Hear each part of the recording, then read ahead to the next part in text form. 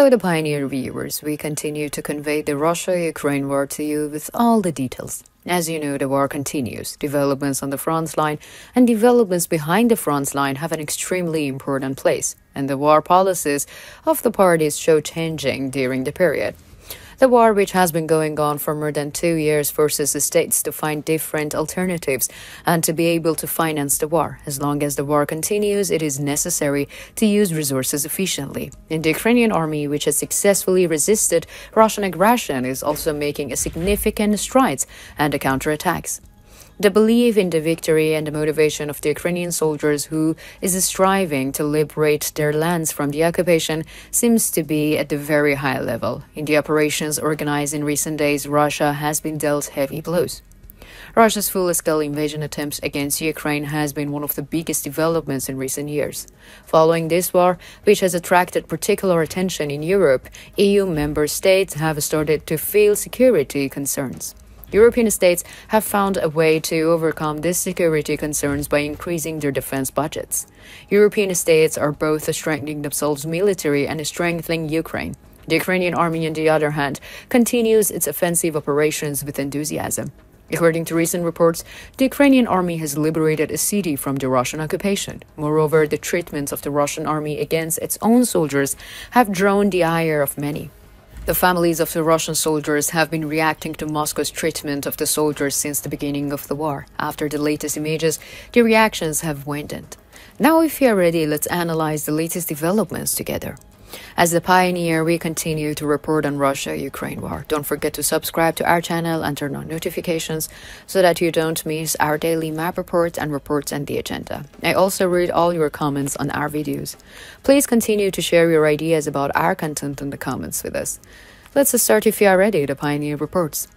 The operations launched by the Ukrainian army in recent days have made great progress. It was stated that the Ukrainian army made significant gains in the counterattacks operations. The news coming from the front line provided promising developments for the Ukrainian people. The operation, in which the Ukrainian army destroyed more than 1,000 Russian soldiers in one day, caused great repercussions. Losing 1,000 soldiers on the same day caused a huge scandal for the Russian army, and in addition to destroying 1,000 soldiers, the Ukrainian army announced that it had liberated a settlement in the Donetsk region from the Russian occupation.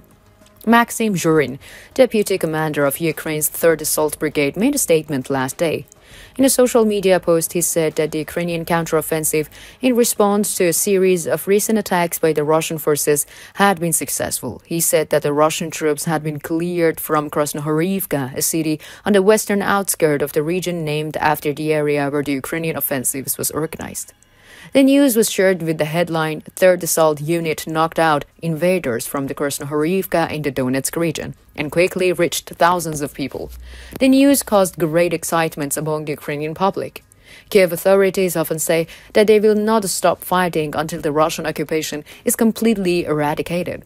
And this success was the Ukrainian army was useful in the terms of motivation. Russian troops in Krasnohorivka responded negatively to the Ukrainian troops' call to surrender, and the Ukrainian army troops took control of the area after clashes with the Russian troops who refused to surrender. The city is currently under the control of the Ukrainian forces. More than 100 Russian troops were reportedly destroyed during the fighting in the area, and in a post published on the one day after the offensive, the General Staff of the Armed Forces of Ukraine reported that Russia suffered a total of 1,060 casualties and equipment losses on the same day, including 20 artillery systems and 14 tanks.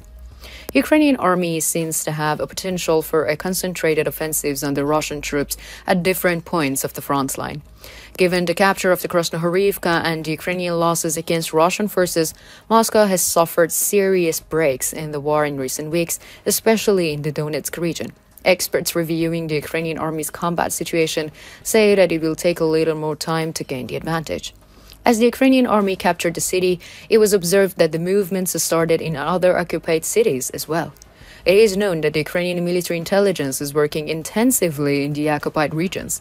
Having obtained information about the locals and important points of the city, Ukrainian intelligence is working to determine the next target. A shocking news came while of the Ukrainian attacks continued on the front line, and according to the Natalia Homeniuk, spokesperson for the Ukrainian Southern Operational Command, while the war in Ukraine continues, the Russian army is organizing human wave attacks on the front lines near the village of Krinky. Homeniuk said Moscow is pushing its soldiers to the front line without using armored vehicles. Krinky, a small village in the Kherson region on the left bank of the Dnieper River, lies about 25 miles northeast of the Russian-occupied city of Oleshki. Russian Defense Minister Sergei Shoigu claimed last week that the village had been taken under the Moscow's control. Following the allegations, Ukrainian authorities rejected the claim and describing it as a manipulation of facts. Homeniuk said that in a statement that Russia made an unsuccessful attempt to attack Krinky that day. Rumors and the allegations that the Russian army was using soldiers as human shields on the front lines have been followed with great caution since the early days of the war. Russian soldiers were reportedly sent to the front lines on foot without armored vehicles. According to local sources, the soldiers cover long distances on foot and are in physically demanding conditions. Many Russian soldiers have complained about the way that the war is being conducted. Moscow's authorities refrain from commenting on this issue, and however, we know that since the beginning of the war, the Moscow administration has carried out many interventions that violate human rights. First of all, the Kremlin administration, which set up barrier units to prevent Russian army soldiers from fleeing the war, has demonstrated examples of successful moves during the war. It is observed that the activity on the front line has increased in recent days. With the warming of the weather, there is a possibility that hot clashes will occur more frequently. International politics is also watching the war in Ukraine, and it is expected that support packages from the European countries will soon be delivered to the Ukrainian army. So, how do you assess the Ukrainian army's capture of the city from the Russian troops? Do you think that the Ukrainian army can completely remove the Russian occupation? How do you interpret the Russian army's use of its soldiers as human shields? What do you think about the Ukrainian army's management of the war? I read about all of your comments. Please share it with me.